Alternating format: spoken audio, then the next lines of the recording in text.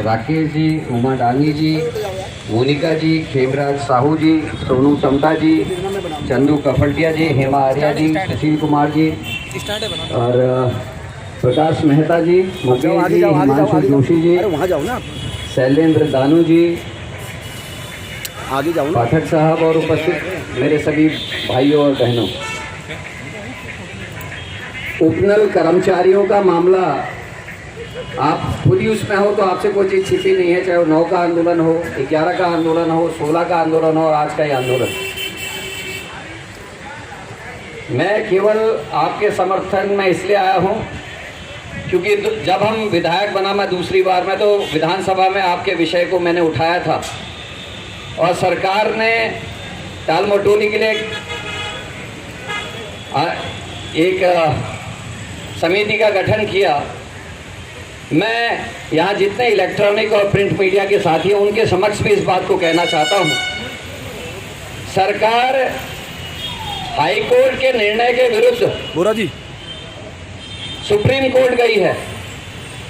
तो जो सरकार आप लोगों के पक्ष में हाई कोर्ट के निर्णय को चैलेंज करने के लिए सुप्रीम कोर्ट गई है, आईएएस अधिकारी उस सरकार के तोते होते हैं और तोता अपने मालिक के खिलाफ कभी नहीं जाता।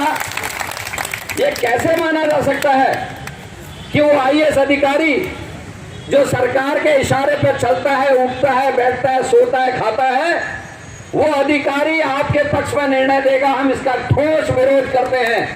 और मैं दूरभाष से वार्ता करने में मोहन जी विश्वास इसलिए नहीं करता क्योंकि उसका कोई सबूत नहीं होता।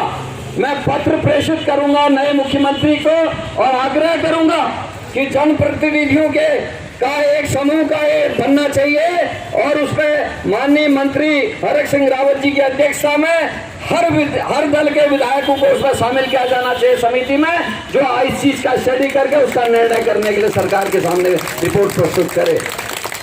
मैं आप सबके बीच में कुछ चीजें कहना चाहता हूं। ये जिसकी सरकार है अंग्रेजों के साथी रहे हैं पुराने, अगर इतिहास पढ़ेंगे, चाहे वो आरएसएस हो, चाहे वो मुस्लिम लीग हो, ये दोनों ऐसी पार्टियां थी जिन्होंने स्वतंत्रता संग्राम के आंदोलन में भारत के नागरिकों को छलने का काम किया।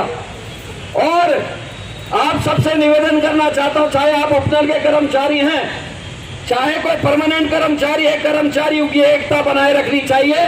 एक रहेगा तभी लड़ पाओगे, नहीं तो नहीं लड़ पाओगे। ये बांटने का काम करेंगे। आप सबसे मोहन भाई से आपसे कहना चाहता हूँ, आप जोड़ने का काम करो।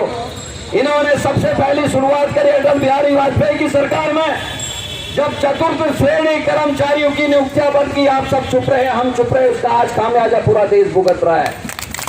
जो गरीब गांव में रहता था, जिसके पास अपने बच्चों को पढ़ाने के लिए पैसे नहीं थे, जो प्राइमरी स्कूल में अपने बच्चों को पढ़ने के लिए भेजता था, उसका बच्चा उस प्राइमरी स्कूल में पढ़ता था जहाँ टीचर नहीं थे और किसी तरीके से जाके किसी जगह चपरासी बनता था, पियोन बनता था, ड्राइवर बनता था।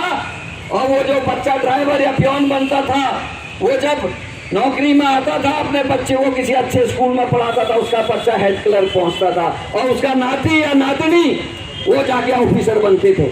इन्होंने पहली सीढ़ी काट दी। आप भी चुप रहे, हम भी चुप रहे, हमारे पिताजी भी चुप रहे, उसका खामियाजा आप और हम सब लोग भुगत रहे हैं।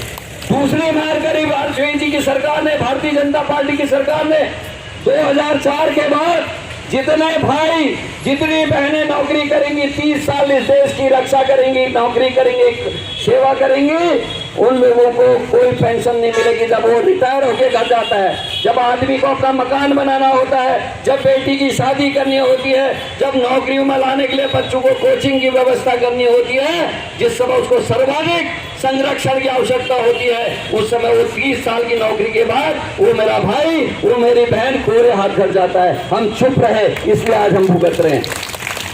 मैं आप सबसे पूछना चाहता हूं, मैं विधायक हूं, केवल दूसरी बार विधायक बना हूं, पहले प्रमुख रहा।